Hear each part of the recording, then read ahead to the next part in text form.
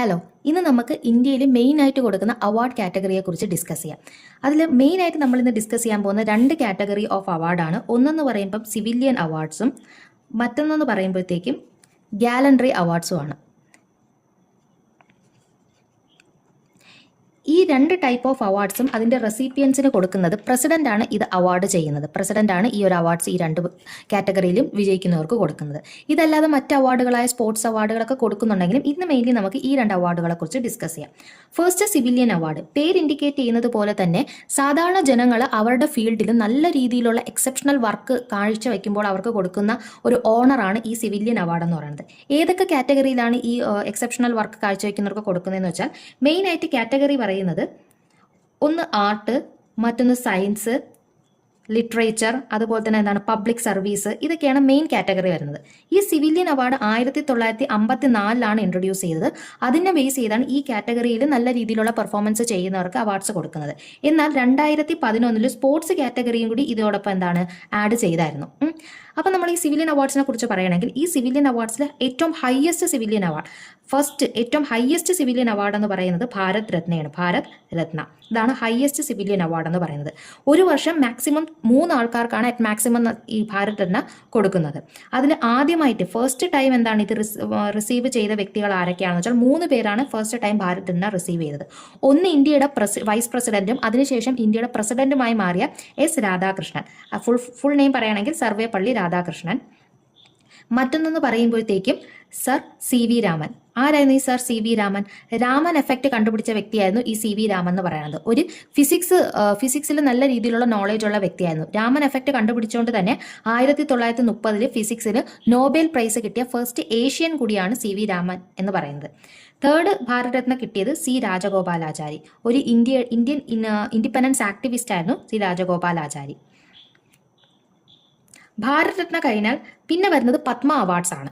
അപ്പോൾ സെക്കൻഡ് കാറ്റഗറിയിൽ വരുന്ന second highest civilian award after Bharat Ratna എന്ന് പറയുന്നത് പത്മവിഭൂഷൺ ആണ്. തേർഡ് ഹയസ്റ്റ് എന്ന് പറയുമ്പോഴത്തേക്കും പത്മഭൂഷൺ. ഫോർത്ത് ഹയസ്റ്റ് സിവിലിയൻ അവാർഡാണ് പത്മശ്രീ. ഇത് മൂന്നും കൂടെ ചേർന്ന് നമ്മൾ പത്മ അവാർഡ്സ് എന്ന് പറയും. ഇനി ഈ പത്മ അവാർഡ്സ് നോർമലി ഭാരത് രത്നയ്ക്ക് ഏതൊക്കെ കാൻഡിഡേറ്റ്സ് ആണ് എലിജിബിൾ എന്ന് ചോദിച്ചാൽ പ്രൈം മിനിസ്റ്റർ ആണ് ഈ റെക്കമെൻഡേഷൻ പ്രസിഡന്റിന് മുന്നിൽ വരുന്നത്. ഭാരത് രത്നയ്ക്ക് യോഗ്യരായിട്ടുള്ള കാൻഡിഡേറ്റ്സിന്റെ നോമിനേഷൻ പ്രൈം മിനിസ്റ്റർ വഴിയാണ് പോകുന്നത്. പത്മ അവാർഡ്സിന്റെ കേസ് പറയുകയാണെങ്കിൽ ഇവിടെ എന്ന് വെച്ചാൽ പത്മ അവാർഡ് കമ്മിറ്റി എന്ന് പറയുന്ന ഒരു കമ്മിറ്റി ഉണ്ട്. അവരുടെ റെക്കമെൻഡേഷൻ പോകും. ഈ പത്മ അവാർഡ് കമ്മിറ്റി ഫോം ചെയ്യുന്നത് പ്രൈം മിനിസ്റ്റർ ആണെങ്കിലും ആ കമ്മിറ്റിയെ ഹെഡ് ചെയ്യുന്നത് അല്ലെങ്കിൽ ലീഡ് ചെയ്യുന്നത് ആ സമയത്തുള്ള ക്യാബിനറ്റ് സെക്രട്ടറി ഓഫ് ഇന്ത്യ ആയിരിക്കും.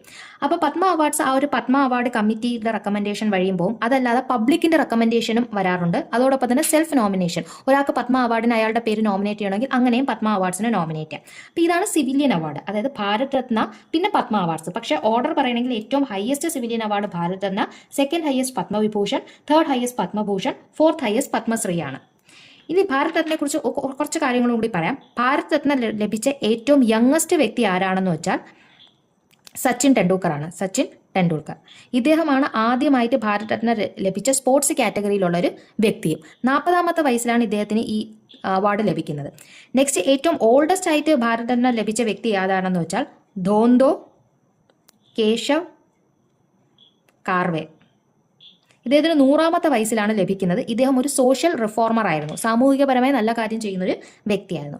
അടുത്ത് നമുക്ക് ഗാലൻട്രി അവാർഡിലേക്ക് പോകാം. ഗാലൻട്രി അവാർഡ് ജനറലി മിലിറ്ററിയിലുള്ള ആൾക്കാർക്ക് അല്ലെങ്കിൽ സോൾജിയേഴ്സിന്, എയർഫോഴ്സ് ആയാലും നേവി ആയാലും ആർമി ആയാലും ഉള്ള സോൾജിയേഴ്സിന് അവർ വളരെയധികം എക്സെപ്ഷണൽ ആയിട്ടുള്ള ബ്രേവറി കാണിക്കുമ്പോൾ അവർക്ക് ഓണർ ചെയ്യാൻ കൊടുക്കുന്ന അവാർഡാണ് ഗാലൻട്രി അവാർഡ് എന്ന് പറയുന്നത്. ഈ ഗാലൻട്രി അവാർഡ് ഒരു വർഷം 2 പ്രാവശ്യമാണ് കൊടുക്കുന്നത്. ഫസ്റ്റ് റിപ്പബ്ലിക് ഡേ അന്നും കൊടുക്കും, സെക്കൻഡ് ഇൻഡിപെൻഡൻസ് ഡേ അന്നും കൊടുക്കും. ഗാലൻട്രി അവാർഡ് തന്നെ 2 ടൈപ്പ് ഉണ്ട്. ഒന്നെന്ന് പറയുമ്പോഴത്തേക്കും വാർ ടൈം ഗാലൻട്രി അവാർഡും ഉണ്ട്, മറ്റൊന്ന് പീസ് ടൈം ഗാലൻട്രി അവാർഡും ഉണ്ട്. ഈ വാർ ടൈം ഗാലൻട്രി അവാർഡ് എന്ന് പറയുമ്പോൾ വാർ സമയത്ത് വളരെയധികം നല്ല രീതിയിലുള്ള ബ്രേവറി കാണിക്കുന്ന സോൾജേഴ്സിന് കൊടുക്കുന്നതാണ്. അതിൽ ഫസ്റ്റ് ടൈം ഏറ്റവും ഹയസ്റ്റ് ആയിട്ടുള്ള വാർ ടൈം ഗാലൻട്രി അവാർഡ് എന്ന് പറയുന്നത് പരംവീർ ചക്രയാണ്. പരംവീർ ചക്ര. ഈ പരംവീർ ചക്ര ആദ്യമായി ലഭിച്ച ഫസ്റ്റ് റിസീവർ ആരാണെന്ന് അറിയാമോ? മേജർ സോംനാഥ് ശർമ്മ. ഇദ്ദേഹത്തിന് ഇത് കിട്ടുന്നത് 1947 പക്ഷെ പോസ്റ്റ്മസ്ലി ആണ് കിട്ടുന്നത്. അതായത് ഇദ്ദേഹത്തിന്റെ മരണശേഷമാണ് ഇദ്ദേഹത്തിന് ഈ ഒരു അവാർഡ് ലഭിക്കുന്നത്. നെക്സ്റ്റ് സെക്കൻഡ് ഹയസ്റ്റ് വാർ ടൈം ഗാലൻട്രി അവാർഡ് എന്ന് പറയുമ്പോഴത്തേക്കും മഹാവീർ ചക്രയാണ്. ഈ മഹാവീർ ചക്ര എന്ന് പറയുന്നത് ബ്രിട്ടീഷ് ഡിസ്റ്റിങ്ക്യൂഷ്ഡ് സർവീസ് ഓർഡർ എന്ന് ആദ്യം വിളിച്ചിരുന്ന ആ ഒരു അവാർഡിനെയാണ് പിന്നെ പേര് മാറ്റി മഹാവീർ ചക്ര ആയിട്ട് പിന്നെ ഇന്ത്യൻ ഗവൺമെന്റ് കൊടുത്തത്. നെക്സ്റ്റ് തേർഡ് ഹയസ്റ്റ് വാർ ടൈം ഗാലൻട്രി അവാർഡ് എന്ന് പറയുമ്പോൾ വീർ ചക്രയാണ്, വീർ ചക്ര. ഇനി പീസ് ടൈം ഗാലൻട്രി അവാർഡ് എന്ന് പറയുമ്പോൾ എക്സെപ്ഷണൽ ആയിട്ടുള്ള ബ്രേവറി കാണിക്കുന്ന സോൾജിയേഴ്സിന് മാത്രമല്ല, ഇതെന്ന് പറയുമ്പോൾ നോർമലായിട്ട് ഈ വാർ ടൈമിലോ അല്ലെങ്കിൽ ഇന്ത്യനെ സേവ് ചെയ്യുന്നതിന് വേണ്ടി നല്ല ബ്രേവറി കാണിക്കുന്ന നോർമൽ സിറ്റിസനും പീസ് ടൈം ഗാലൻട്രി അവാർഡ് കൊടുക്കാറുണ്ട്. ഇതിൽ ഫസ്റ്റ് ഏറ്റവും ഹയസ്റ്റ് ആയിട്ടുള്ള പീസ് ടൈം ഗാലൻട്രി അവാർഡ് ചോദിച്ചാൽ അശോക ചക്രയാണ്, അശോക ചക്ര. സെക്കൻഡ് ഹയസ്റ്റ് ആയിട്ടുള്ള പീസ് ടൈം ഗാലൻട്രി അവാർഡ് ആണെങ്കിൽ കീർത്തി ചക്രയാണ്, കീർത്തി ചക്ര. 1967 മുന്നേ ഈ കീർത്തി ചക്രേനെ അശോക ചക്ര 2 എന്നാണ് അറിയപ്പെടുന്നത്. 67 ആയപ്പോഴാണ് അശോക ചക്ര 2 എന്ന പേര് മാറ്റി കീർത്തി ചക്ര എന്ന പേരാക്കുന്നത്. തേർഡ് ഹയസ്റ്റ് സിവിലിയൻ അവാർഡ് എന്ന് പറയുമ്പോഴത്തേക്കും ശൗര്യ ചക്രയാണ്, ശൗര്യ ചക്ര. ഇതാണ് മെയിനായിട്ട് നമുക്ക് നോക്കാനുള്ളത്. താങ്ക്